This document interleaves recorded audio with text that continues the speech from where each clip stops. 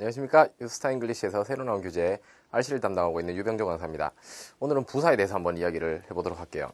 부사란 무엇일까요? 우리 명사 이야기도 있고 형용사 이야기도 있고 부사 이야기를 이제 하게 되는데요.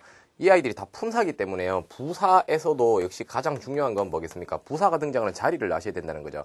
그럼 부사가 누굴까요? 부사는요, 수식의 기능만 있는 애가 부사입니다. 그러면 누구를 수식하느냐? 저번에 형용사는 명사를 수식했죠. 명사 앞에 나오기도 하고, 뭐 이형식 동사 뒤에 나오기도 하고요. 목적 보호 자리에 나오기도 하고요. 여러 가지 자리에 나왔는데요. 부사는 명사를 제외한 나머지 아이들을 이제 수식을 하게 되겠습니다. 그래도 조금 구체적으로 하시는 게 좋겠는데요. 뭐 형용사를 수식하는 게 가능하겠고요. 또 다른 부사를 자기 자신을 수식할 수도 있어요. 부사를 수식하기도 하고, 동사를 수식하기도 하고요. 뭐 갖가지 구를 수식하기도 합니다. 뭐 전치사 더하기 명사 이렇게 생긴 구를 수식하기도 하고요. 그 밖에 뭐 부사절이라든가 하는 갖가지 절도 수식하는 것이 가능하고요. 역시 그냥 단순하게 말했을 때는 문장 자체를 수식하는 게 가능하다 이렇게 보시면 되겠죠. 그럼 각각의 어떤 자리에서 등장을 하는지를 아셔야 되겠는데, 형용사를 수식한다는 것은 당연히 형용사 앞에 밑줄이 나오게 될 경우에 부사가 들어갈 수 있다는 걸 이야기하는데요. 여기서 한 가지 주의하실 거는 형용사가 등장하는 자리는 단순하게 봤을 때 한정수식과 서술수식이 있다는 것을 구분 짓는 게 여러분 좀 필요합니다. 그래서 명사 앞에 형용사가 나오고 그 앞에 부사가 나오는 경우가 있고요. 그 밖에 어떤 경우가 있습니까? 비동사라든가 이형식 동사들 기억하고 계세요? become이라든가 remain 같은 아이들이 나와서요. 뒤에 형용사가 나올 수도 있죠. 그리고 이렇게 틈새에 또 들어가는 것이 또한 가능한 것이 부사 되겠죠. 이 밖에도 뭐 오형식이라는 거 기억하고 계시는지 모르겠네요. make나 keep, find, consider 이런 아이들 기억하십니까? 요거 기억 안 나시는 분들은 그 동사 파트를 다시 공부하셔도 좋고요. 형용사 파트에서 잠깐 보셔도 됩니다. 요거에 목적어가 나오고 뒤에 목적 보호라고 해서 목적어를 수식하는 형용사가 나오는 애가 있었죠. 기억나십니까? 그래서 요런 거 틈새에 요렇게 밑줄이 등장한다면 여러분 뭐가 들어가겠습니까? 부사가 들어간다는 걸 알 수가 있겠죠. 자, 요 이야기는 조금 이따 좀 더 구체적인 이야기를 할 필요가 있는 부분이 있고요. 일단 요렇게 있구나 기억하시고 잠시 한번 지워보도록 하겠습니다. 자, 부사를 다시 수식한다라고 하는 거는요, 뭐 이런 걸 이야기하는 거죠. 그는 영어를 합니다. 영어를 합니다. 영어를 합니다. 어떻게 하나요? 잘 합니다. 인데 잘이라는 애를 갖다가 중간에서 다시 부사가 하나 더 들어가서 매우 잘합니다. 이런 걸 얘기할 수도 있어요. 그럼 이 well이라는 아이는 누구냐면은 앞에는 또 한 동사를 수식하게 되고 있는 아이가 되겠죠. 그래서 부사가 부사를 또 강조해 줄 수도 있다라는 거 기억하시고요. 자, 동사를 수식하는 게 이제 시험에 굉장히 또한 많이 나오는 아이가 되는데요. 동사 수식 자리는 굉장히 다양하게 존재합니다. 동사 수식이기 때문에 당연히 동사 앞에 나오는 거 가능하고요. 동사가 있다면 주어도 있겠죠. 그래서 주어와 동사 사이라든가 이런 거 여러분 항상 부사를 집어넣게 되는 거죠. 동사는요, 혼자 나오는 경우도 있지만 어떻습니까? 우리 동사구라고 볼 수도 있겠는데 조동사 같은 애들을 달고 나오는 경우가 굉장히 많죠. 이렇게 틈새에 밑줄이 있어도요, 다시 동사 수식하는 자리가 되겠네요. 이 밖에도 다른 조동사들이 존재하는데 동사 원형이 아니라 과거분사 PP를 다는 애들 있죠. 요런 거 틈새에 이렇게 밑줄이 있어도요, 당연히 부사가 들어가는 겁니다. 이 밖에도 여러분 동사의 형태가 굉장히 다양한데요. 비동사가 각각의 형태와 ing를 달고 나오면은 여러분 뭐라고 부릅니까? 진행형이라고 부르죠. 요것도 마찬가지로 이렇게 뒤에 동사를 꾸미게 되겠고요. 비동사가 ing가 아니라 pp를 달고 나온다면 뭡니까? 얘네들은 수동태라고 부르죠. 요렇게 틈 사이도 전부 다 부사가 들어간 자리 되겠습니다. 그래서 굉장히 쉬워요. 이건요, 실제로 시험을 치면은 뭐 1, 2초 만에 다들 답이 나오는 자리가 되는데요. 조금 이제 여러분이 헷갈려 하시는 분들이 바로 동사를 뒤에서 수식하는 경우입니다, 여러분. 부사는 형용사나 부사를 수식할 때는 대부분 앞에서 수식을 하는데요. 동사를 수식할 때만큼은 앞에서 수식하는 경우가 반이라면 뒤에서 수식하는 경우도 반 정도가, 절반 정도가 존재한다고 그렇게 생각을 하셔야 됩니다. 자, 그러면은 뒤에서 수식하는 게 뭐를 의미할까요, 여러분? 당연히 동사 뒤에 이렇게 나오게 되겠죠. 동사 뒤에 나오게 됩니다. 단 여러분이 주의하셔야 되는 게 동사라는 아이가 두 가지로 나뉜다는 것을 잊지 마셨으면 좋겠는데요. 자동사라는 아이와 타동사라는 아이로 나뉜다는 것이고, 자동사일 경우 동사 바로 뒤에 부사가 나올 수가 있겠지만요. 만약 타동사라는 아이가 나온다면은 뒤는 부사가 나와서 이렇게 수식을 하는 게 불가능합니다. 왜 불가능할까요, 여러분? 타동사는 혼자 동사만 나와서 말이 되는 애가 아니죠. 뒤에 목적어, 명사가 하나 더 나와야 이야기가 끝이 나는 애 아닙니까? 기본적으로 부사는요, 문장 속에서 다 삭제가 되어도 말이 가능해야 되기 때문에 타동사와 목적어는 항상 붙어 다닌다는 전제 조건 하에요. 다 할 얘기 다 하고 끝에 가서 들어와서 그 다음에 저기 조금 멀리 있긴 합니다만 동사를 수식한다는 것을 여러분이 이해하셨으면 좋겠습니다. 그래서 목적어가 나오고 나서 부사가 나올 수가 있다. 알겠습니까? 자, 요런 것들 이제 이해하시면 되겠고요. 우리 레슨 1번을 한번 보시게 되면은 부사의 수식과 위치라고 적혀 있는데 그 위에 보면 동사 꾸민다, 형용사 꾸민다, 부사 꾸민다, 부사구, 부사절 꾸민다, 문장 전체를 꾸민다 이렇게 쭉 적혀 있죠. 요거 한번 쫙 읽어보시고요. 그 아래 보면은 구체적으로 어떤 위치에서 수식하느냐. 제가 지금 이야기한 그런 부분들이 우리 교재에 나와 있는 부분입니다. 그 부분 한번 보시고 일단 자리 구분만 한번 해볼까요? 자, 웜업 테스트 1번, 2번, 3번을 한번 풀어보겠습니다. 1번 한번 봅시다. A, import라는 애가 있고요. B에는 importantly라고 하네요. ly로 끝나는 애들이 일반적으로 부사가 좀 많기 때문에요. A, import는 뭐 수입하다라는 동사고요. B는 importantly 부사가 되겠습니다. 밑줄 자리 보시게 되면은 문장 맨 앞에 밑줄이 나고 콤마 찍혀 있는 거 보이죠? 이게 뭐를 의미합니까, 여러분? 문장이 시작도 하기 전에 콤마를 찍고 등장했다는 건요. 얘는 이 문장을 꾸미고자 나왔다는 걸 얘기합니다. 이 자리는 부사 자리가 되는 거죠. 아주 쉬워요. 문장 시작도 하기 전에 콤마 나오고 앞에 한 단어를 넣어야 되면 여러분 다 부사 넣으면 됩니다. 지난번 우리 접속사에서 했던 얘기 기억납니까? 명사절 접속사, 형용사절 접속사, 부사절 접속사. 그때 어땠나요? 부사절 접속사가 나오면은 어떤 현상이 있었습니까? 문장이 나오고 나서 콤마를 찍고 그 다음 주어 동사가 나갔던 거 기억하세요? 이게 부사절이고요. 지금 얘기하는 거는 한 단어의 부사입니다. 둘 다 공통적으로 콤마를 찍고서 뒤에 문장을 꾸민다는 거죠. 자, 그래서 101번은 보자마자 콤마 있네, 부사 집어넣어야지. 아주 쉽게 풀 수가 있겠죠. 자, 2번 한번 봅시다. 밑줄 앞에 proceeding이라는 단어 보입니까? proceed는요, 자동사입니다. 여러분 어느 쪽으로 이동하다도 되고요. 계속 진행하다라는 말도 되고요.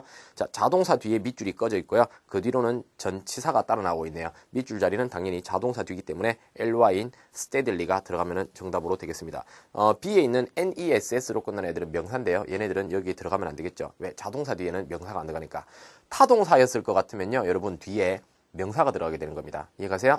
자, 그래서 여러분이 사실 부사 이야기를 하고 있지만 여러분이 부사에 기준을 두는 뿌리도 어떻게 보면은 동사라는 아이를 여러분이 완벽하게 이해해야 된다는 것이고, 여러분이 자동사와 타동사를 구분하지 못한다면요, 부사 문제도 풀 수가 없는 거죠. 어떻다? 자동사 뒤는 부사가 나온다. 타동사 뒤는 뭐가 나와야 된다? 목적어, 명사가 필요한 자리다라는 것을 명확하게 구분을 지어주시기 바랍니다. 아시겠죠? 자, 그렇다면 3번을 한번 보도록 할게요. 3번은요, 밑줄 앞에 will, 조동사가 있고요. 뒤에는 lose라는 동사 원형이 나와 있습니다. 그래서 얘를 동사구라 그러죠. 중간에 들어가는 역시 ly로 끝난 inevitably가 들어갔네요. 자, 그래서 이런 식으로 쉽게 풀 수 있는 것이 부사의 자리고요. 우리 다음 단원으로 한번 넘어가서 다른 이야기를 한번 해보도록 할게요. 레슨 2번입니다, 여러분. 자, 부사의 생김새를 갖다가 여러분이 잘 이해를 하셔야 되는데, 부사는요, 생김새가 사실 되게 다양하게 존재합니다. 다양하게 존재하고요. 여러분이 한 가지 기억하시면 되는 거는, 일단 기본적으로 가장 많이 나오는 아이들은 ly로 끝나는 아이들이 부사라는 것인데, 그렇다고 ly로 끝난다고 해서 다 부사는 아니라는 거. 이거 형용사에서도 우리가 잠깐 이야기를 했는데요. 형용사 더하기 ly가 되면은 부사가 됩니다만, 명사에 ly가 붙는 애들은 어땠습니까? 부사가 아니라 얘는 형용사로 떨어졌다라는 특징이 있죠. 그래서 friend, friendly 하면은 형용사가 되지 부사가 아니었습니다. 그죠? 형용사에 ly가 붙는다. 요런 거를 여러분이 다르게 생각하시면은 이런 경우를 여러분이 볼 수가 있습니다. 제가 한 번씩 겪는 경우인데요. 학생들이 이런 질문을 하십니다. 타동사가 나오고 목적어가 나왔어요. 뒤에 밑줄이 있었습니다. A에는 뭔지 알 수 없는 단어가 있었고요. B에는 그 알 수 없는 단어의 끝에 ly가 붙어 있는 생김새로 나왔습니다. 그러면은 정답은요, ly가 들어가서 쉽게 그냥 부사를 고를 수가 있는데요. 요런 경우가 있겠죠. 동사가 있고 밑줄이 있고 뒤에 명사가 나와 있어요. 그리고 여기에는 관사, 더가 붙어 있는 거죠. 여러분, 그렇다면은 이 자리는 명사를 수식해야 되는 자리니까 형용사를 넣어야 되는 건데, 부사는 생김새가 단순하기 때문에 잘 찾는 반면에 형용사는 학생들이 잘 못 찾는 경우가 있다고요. 그럴 때는 학생들이 들고 가서 이런 질문합니다. 선생님, 이게 형용사 자리인지는 알겠는데 임마 형용사인지 이걸 어떻게 알아요? 되게 단순한 겁니다, 여러분. ly로 성경 먹은 애에서 ly를 잡아떼고 남는 애가 형용사라고 이해하실 수가 있겠죠. 혹시 단어를 덜 배워서 모르는 단어가 있더라도 ly를 떼면은 남는 애가 형용사구나 정도도 여러분이 이해할 수 있으셔야 되겠습니다. 아시겠죠? 자, 그래서 부사 형태는 그런 아이들이 존재하고요. 그 다음에 레슨 2의 맨 아래 부분에 보시면은 부사와 형용사가 둘 다 되는 애들이 있으니까 요런 애들 완벽하게 구분을 좀 하셔야 되겠습니다. 아시겠죠? 자, 그러면 요 단어는 그렇게 생김새를 파악하는 부분이니까요. 우리 지나가 보도록 할까요? 자, 레슨 3번으로 한번 들어가 봅시다. 자, 생김새를 파악을 하는 것이 중요했고요. 레슨 3에 들어가면 어떤 이야기가 나오고 있습니까? 부사가 여러분 형용사나 부사를 수식을 하고 동사를 수식하고 되게 수식하는 게 많다라고 얘기했어요. 그렇다면은 과연 모든 부사들은 어떨 때는 예 수식하고 어떨 때는 예 수식하고 어떨 때는 동사 수식하고 해서 이것저것 다 수식할 수가 있느냐? 그건 아닙니다, 여러분. 부사도요, 나름대로 수식하는 대상을 가려서 수식을 하는 애들이 있는데, 그 중에 가장 대표적이고 시험에 자주 나오는 아이들로는 대표적으로 몇 개만 한번 적어보도록 할게요. very 혹은 so, 매우라는 뜻이죠. to는 지나치게, 좀 다소 부정적인 느낌입니다. 그죠? 그 다음에 extremely라고 하는 애들이 있다거나 quite라는 애들이 있다거나요. 아니면은 뭐 relatively 라든가 이런 아이들의 부사들이 등장을 하게 되는데, 뜻은 매우 매우 지나치게, 극도로, 꽤, 매우 혹은 비교적 이런 식으로 해석을 하게 되겠습니다. 얘네들은 여러분 어떤 애들이냐면요, 동사를 수식을 하는 게 불가능해요. 동사가 말이 안 됩니다. 우리는 매우라는 말로 동사를 꾸밀 수 있을지도 모르죠. 너 어떻게 라면 먹었어? 라면 열라 매우 먹었어. 뭐 말이 될지도 몰라요. 억지로 갖다 붙이는 거죠. 영어에서는요, 완벽하게 애들을 가려서 넣어야 되고, 얘네들은 형용사나 부사만 꾸밀 수가 있지 동사를 꾸밀 수가 없는 애들입니다. 달리 말하면 동사 앞에 얘네들이 나온다고 하는 건 불가능하겠죠. 당연히 뒤에 형용사나 부사가 있어야만 답이 되는 애들이 됩니다. 얘네들은 왜 이렇게 여러 개가 존재하냐면요, 예를 들어 뭐 형용사 하나만 얘기해 봅시다. 잘생겼다라고 얘기합시다. 뭐 저는 잘생겼습니까, 여러분? 잠깐 얼굴 한번 봐줄래요? 잘생겼어요?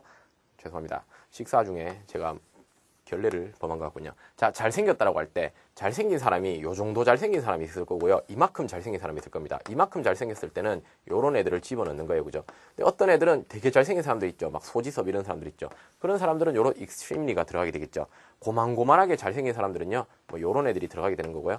quite는 역시 very랑 비슷한 정도가 되겠고, to는 누구냐면은 너무 말도 안 되게 너무나 잘생겨서 인간의 수준이 아닌 사람들이라면은 너무 심하게 잘생겼다, 쟤는 인간이 아니야, 부정적인 뉘앙스를 줄 수가 있겠죠.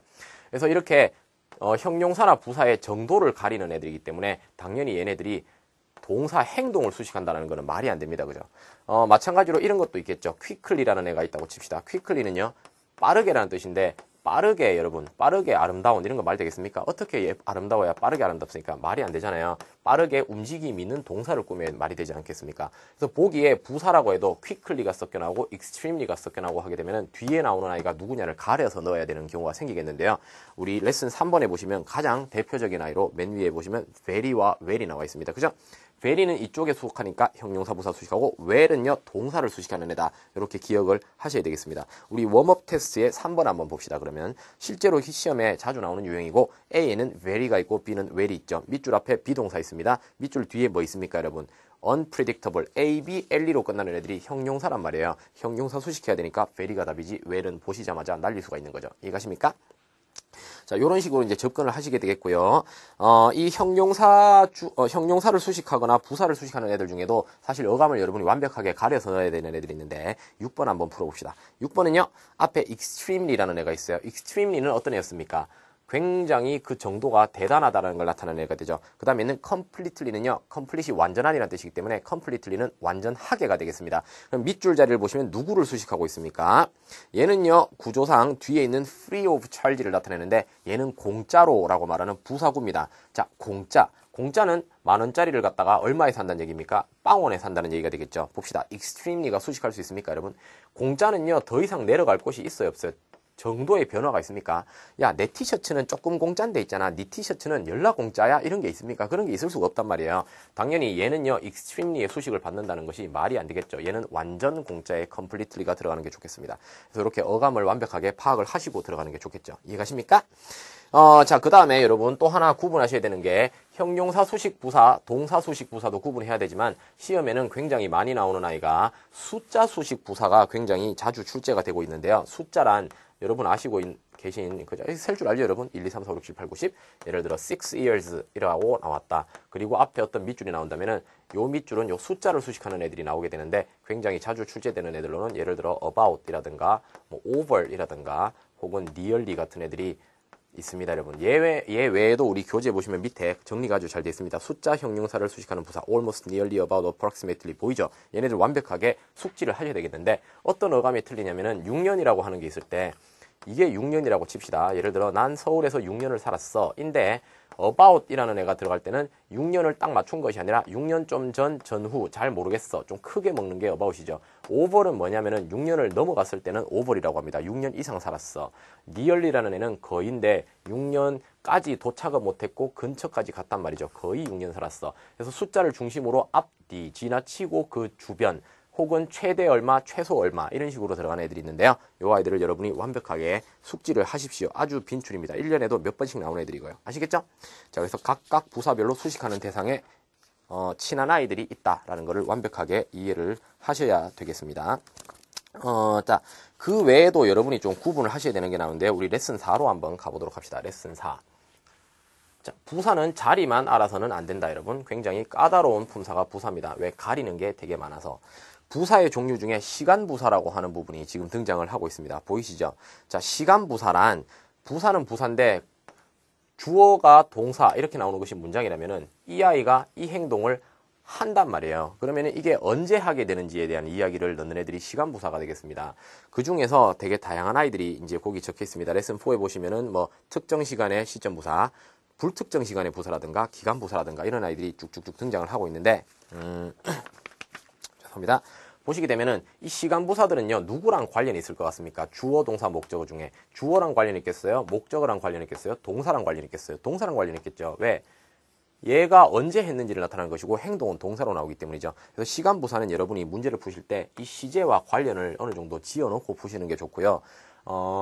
첫째 이렇게 시제 관련을 연결을 확실하게 해두는 게 좋습니다. 예를 들어서 recently 같은 아이들 이런 애가 있다고 치고요.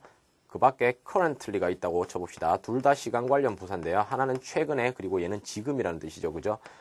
그 밖에 또 어떤 애가 있을 수 있을까요? 뭐 soon, 조만간 이런 애들이 있다고 칩시다. 얘는 이미 했다는 의미를 나타내고 얘는 지금 한다는 의미를 나타내고요. 얘는 앞으로 조만간 하겠다는 걸 나타내겠죠. 당연히 시제는요. 얘는 이미 일어난 일이니까 현재 완료라든가 혹은 필요하다면 과거 시제라든가 이런 아이들이 어감이 좋겠죠. 얘는 누가 좋습니까? 현재라든가 현재 진행형. 얘는 누가 좋겠어요? 미래 시제라든가 혹은 준동사가 나올 경우 to 부정사라든가 등등의 앞으로 할 일에 대한 어감을 가지는 애들이 좋을 거란 말입니다. 그래서 요거를 가려서 넣어야 되는 문제들이 존재한다는 거죠. 그 다음에 얘네들도요, 좀 명확한 논리적인 해석이 필요한 경우가 있는데요. 예를 들어, 논리적 해석이란, 어떤 애들이 있을까요? 예를 들어, eventually 같은 아이들이 있다면은, 얘네들의 이 부사의 뜻은요, 언젠가는 이런 말입니다. 언젠가는. 뭐, 언젠가 마침내, 언젠가 끝내, 죽기 전에 언젠가는 이런 아이들이 존재한다거나, 예를 들어, 혹은 뭐, already 같은 아이들이 나올 경우, already는 이미 벌써라는 뜻이 되고요. finally 같은 아이들이 나올 경우 마침내 이런 식으로 들어가는데 얘는 좀 다양하게 쓸 수 있는 애지만요. 토익이라는 시험에서는 얘는 좀 다소 하지 않은 행동에 좀 많이 나오는 어감이고요. 옛날 그 과자 광고 중에 치토스 합니까? 언젠가 먹고 말 거야? 이렇게 하는 거 봤습니까? 그런 어감을 가진다면은 얘는 마침내 해냈다. 오랜 기다림 끝에 끝내 해냈다 라는 말이 되겠고 already는 시작도 안 했는데 혹은 그렇게 기다리지도 않았는데 벌써 했다 이런 식으로 들어가겠죠. 달리 말하면은 이런 것들이 이제 짝으로 나올 수가 있다는 거죠. after라는 애가 나오고 뭐 한 후에 마침내 뭐 해냈다. 얘는 after 뭐 한 후에 마침내 이게 어감이 좋겠고 여러분 앞에 나온 내용으로 before 나와서 주어가 동사 하기도 전에 벌써 했다 이렇게 어감이 좋을 수도 있지 않습니까? 그래서 얘네들은 사실 공통적으로 과거 시제, 현재 완료 시제 다 나올 수가 있는 애들이지만은 나온다면은 문맥상 어떤 것이 어울리는지를 여러분이 구분해서 넣는 경우가 생긴다라는 거 아셔야 되겠고 그래서 완벽하게 의미를 좀 알고 계셔야 되겠습니다. 자, 그 다음에 세 번째 시제 관련 부사들은요, 또 어떤 거를 따지는 게 있느냐면은, 세 번째는 얘네들도 자리를 좀 가리는 애들이 있어요. 자리를 가리는 애들 중에서는 뜻은 같은데요. recently는 최근에라는 뜻이고, lately는요, 최근에라는 뜻입니다. 둘 다 뜻은 같은데, 자리를 가려요, 여러분. 어떻게 가리냐면은, recently는 위치가 아무 때나 놔도 상관이 없습니다. 뭐 동사 앞에 나와도 되고요. 동사 뒤에 나와도 좋지만 lately 같은 애들은요. 동사 앞에 이렇게 번쩍 등장을 한다거나 이런 게 불가능하게 돼요. 그래서 일반적으로 문장 중간에는 나오지 않는다라고 생각을 하시면 되겠습니다. 그래서 시제 부사는 세 가지를 따집니다. 뭐죠? 동사의 시제와 관련을 지어서 넣는 것. 둘째는 뭐였죠? 같은 시제와 사용될 수 있는 애들이 있지만 의미가 조금 다르다라는 거, 의미를 파악해야 되는 것. 세 번째는 뭡니까? 의미가 같더라도 자리를 가리는 애들도 존재한다는 것. 이렇게 주의를 하셔야 되겠습니다. 자, 우리 웜업 테스트 한번 풀어보도록 할게요. 2번 한번 볼까요? 자, 웜업 테스트의 2번을 보시게 되면은 still이라는 아이와 yet이라는 아이가 나오고 있는데요. 얘네들은요, 어떤 걸 따져야 되는 애들이 되겠습니까? 한번 볼까요? 밑줄을 봅시다. still과 yet. 자, still의 특징은요, 긍정문에서 쓰면은 여전히라고 해석이 되고 부정문에서 사용하게 되면은 여전히 똑같습니다. 하지만 우리말로는 아직까지도 이렇게 해석을 해도 돼요. 그래서 긍정, 부정 다 나옵니다. yet이라는 아이는 부정에다가 사용하는 애가 되는데요. 얘네들은 되게 특이한 게 나옵니다. 우리 교재 잘 읽어보시면 위에 정리가 잘 되어 있는데요. 간단하게 말씀드릴게요. 밑줄 앞쪽으로 not이라는 단어 찾았습니까? not이 있다라는 거는 얘가 부정문이란 말이죠. 그죠? 자, 부정문인데 still, yet 둘 다 들어갈 수 있어요. 그러면 누가 답이냐? not이 나온 이후는 yet이 들어가서 아직까지라고 해석하게 되고요. not이 등장하기 이전이면은 still이라는 아이가 들어가서 아직까지라고 해석을 하게 됩니다. 그래서 얘네들은 뜻이 같아질 수가 있는데 자리를 가리는 애들이 되겠죠. 구분할 수 있겠습니까? 그래서 not보다 이전은 still 이렇게 뭐 정리를 해주셔도 좋겠습니다. not보다 앞에는 still이 나올 수가 있고 not보다 뒤에는 yet이 나올 수가 있고 그래서 이렇게 어디다가나 적어두셔도 되겠네요. 그래서 이렇게 자리를 가린 애가 존재합니다. 이해가십니까? 실전 테스트 우리 1번 한번 풀어봅시다. 토익 실전 테스트 1번은요. A, soon 나와 있고요. 얘는 어떻습니까? 아직 일어나지 않은 일, 즉 미래 시제. B, yet은 좀 전에 봤죠. 부정문 혹은 뭐 조건문이라든가 질문이라든가에 나올 수 있는데요. 평서문에는 잘 안 나온다라고 생각하시고 C의 ever이라는 애는 쓰임새가 되게 많습니다, 여러분. 얘는 시간과 엮여서 나오는데 얘도 단순한 평서문에는 사용하는 애가 아닙니다, 여러분. 조건문이라든가 의문문이라든가 혹은 최상급이 있는 경우라든가 앞에 비교급이 나오는 경우라든가 혹은 시간 접속사 전치사인 since라든가 before를 수식한다거나 뭐 특수한 조건이 있어야 나오는 애들인데요. 요 아이에는 지금 그런 조건이 단 하나도 존재하지 않고 있죠. 그 다음에 뒤에 있는 once는요. 현재 완료가 썼을 때는 횟수를 나타내는 once, 한 번, 두 번 할 때 한 번, 단순 과거가 썼을 때는 과거 한때 이런 식으로 해석이 돼서 보통 현재 완료와 단순 과거로 많이 붙어서 쓰는 애가 됩니다. 자, 그러면은 문제를 보자마자 느끼는 거죠. 보기를 보니까 시제에 관련된 애들이 있어. 동사를 볼까? will이잖아. 답은 뭐죠? A, soon이다. 이렇게 고를 수가 있는 겁니다. 부정이 아니니까 yet 못 들어가겠네. 그죠? once는 시제가 안 맞네. 이런 식으로 보시면 되겠죠. 이해가시죠? 자, 그 다음 계속해서 우리 다음 단원이 나오는데요. 일단 부사는 조금 복잡한 아이들이 많으니까 첫 번째 강의는 여기서 마치고요. 우리 두 번째 강의에서 좀 더 다른 부사 이야기를 한번 해보도록 할게요. 자, 오늘 강의는 여기서 마치겠습니다. 수고하셨습니다.